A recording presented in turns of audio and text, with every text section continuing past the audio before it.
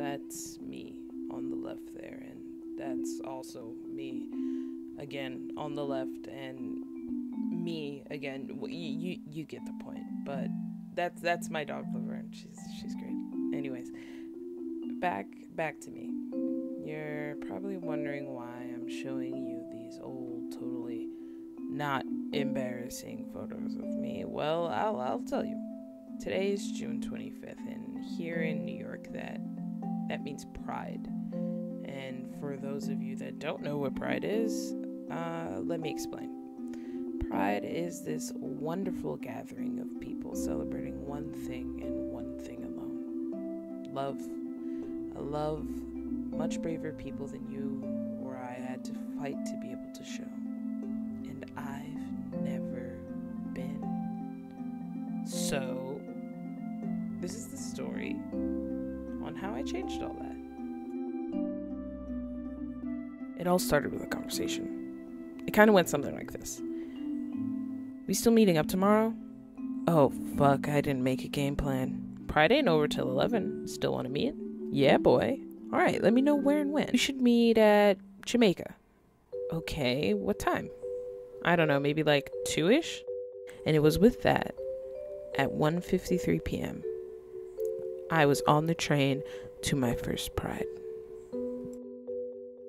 Along the way, I saw a few other people who had the same idea as me. You know, I'd be lying if I said I wasn't nervous. It's my first Pride. I wasn't really sure what to expect.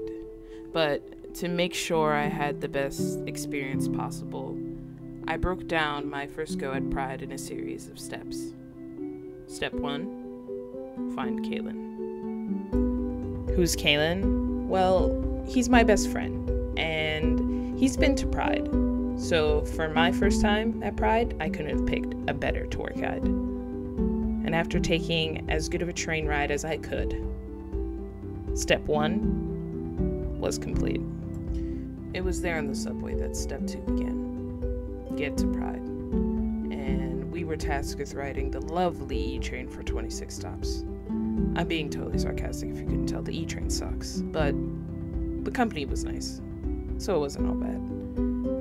And after an hour on the train, it finally happened. We got to Pride. Well, sort of.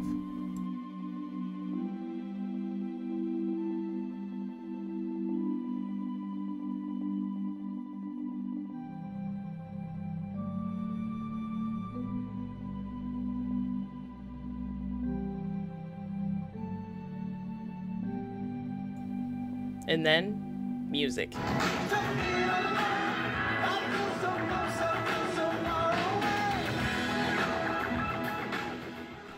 It was around this time I started to become unsure. Now, don't get me wrong, I was having a great time. I just didn't know what the next step was. So, in need of some guidance, we wandered. Saw some amazing things. Came and found a snake. I got this magazine and a couple of condoms. I was having a good time, but just didn't feel like I was getting the full experience. The night began dying down, so we thought it best to distance ourselves from the crowd and get something to eat. And that was it. Dinner was over, and we were too far away from the festivities. Our Pride adventure was coming to an end. And honestly, I had nothing but good to say about it. I just wish I could have had more. We had to get Funyuns. It was on our way to get those Funyuns that this happened. We found the parade again!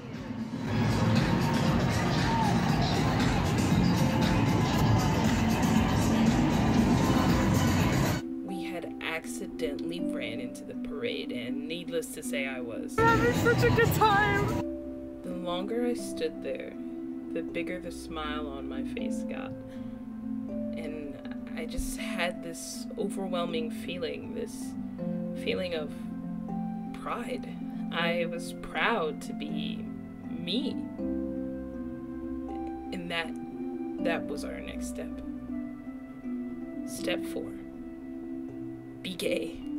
Be proud of who you are because you are beautiful inside and out. and also drag queens. But on a serious note, I had never in my life felt more like myself standing at the side of that parade. See, I'm still the girl in those pictures before. The only difference is now I'm proud. I left that parade holding my head a little bit higher. And as I got on that train, the only thing I could think about was, I can't wait to do this again next year.